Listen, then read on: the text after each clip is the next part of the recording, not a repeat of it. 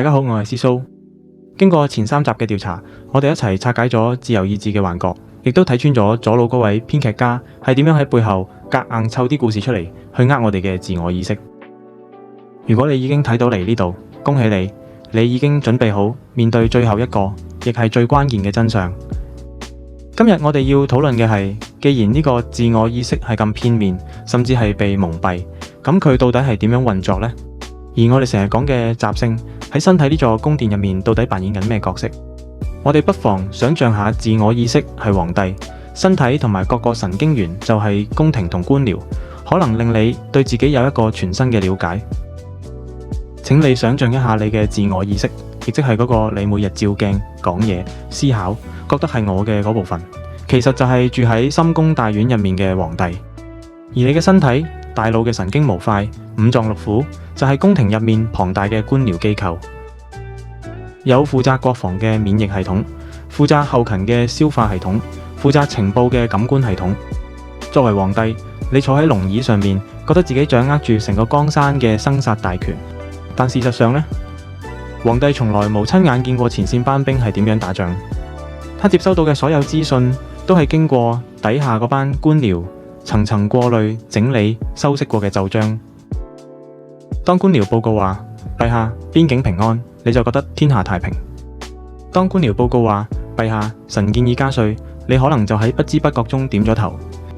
你以為嗰啲係你自己嘅決定，所有嘢都係你思考同策劃，但其實大部分時間你只係喺度簽緊一份已經被官僚體系喺有立場嘅情況下預先準備好嘅文件咋。咁習性又係乜嘢呢？喺心理學入面，呢啲官僚辦事嘅慣例其實有跡可尋。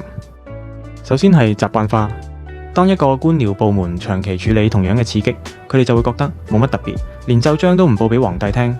譬如你住喺火車站隔離，耐咗就聽唔到火車聲，因為官僚覺得呢啲係廢料資訊，直接幫皇帝靜音咗。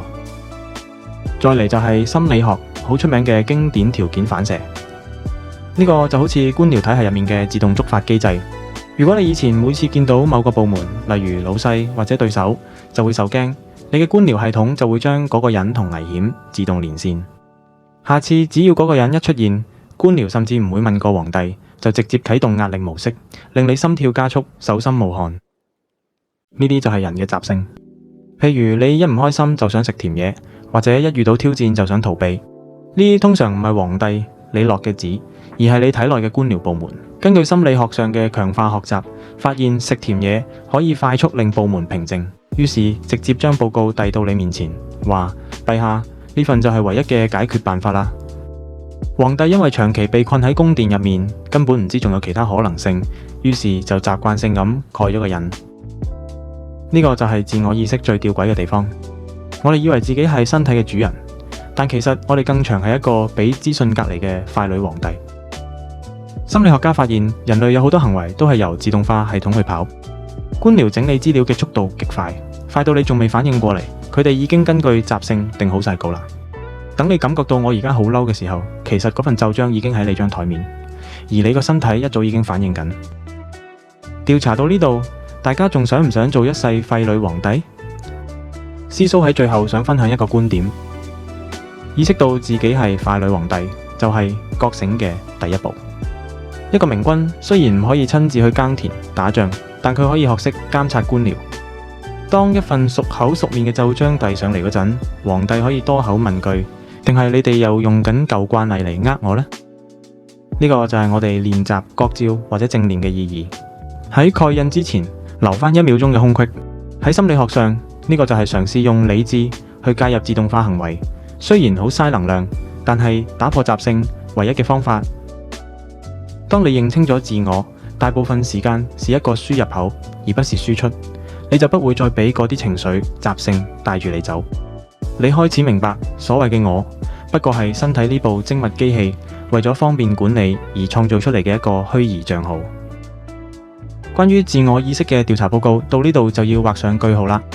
由科學嘅神經模塊到心理學嘅習性機制，再到今日宮廷官僚嘅比喻，思蘇想話俾大家聽嘅係，唔好太執着於嗰個我。當你放低咗對我嘅絕對控制欲，你反而可以用一種更輕鬆、更清明嘅方式去觀察呢座神奇嘅江山係點樣運行。最後，大家唔使灰心，亦唔好因為我呢個概念係虛構嘅而不知所措。師叔要調一個更難令你接受嘅宇宙真相俾你哋，就係真理永遠同時擁有係同埋唔係兩個互相矛盾嘅概念。我雖然係虛構嘅，但同時亦係真實嘅。虛擬同真實係一體兩面，兩者嘅概念都係啱。當你學識同時接納呢兩面，你先會真正了解呢件事嘅本質。呢個道理就結合咗《心經》同《道德經》所講嘅色即是空，空即是色，同出而異名，同謂之源，源之有源，眾妙之門。呢個源字就留返俾我，有緣再同大家慢慢傾啦。多謝大家陪師叔行咗呢4集嘅旅程。如果呢啲資訊對你嘅靈魂有一點點營養，請記得撳訂閱同 like 掣 ，share 俾你身邊正喺度俾雜性困擾緊嘅朋友。我係師叔，我哋有緣再見，係咁先，拜拜。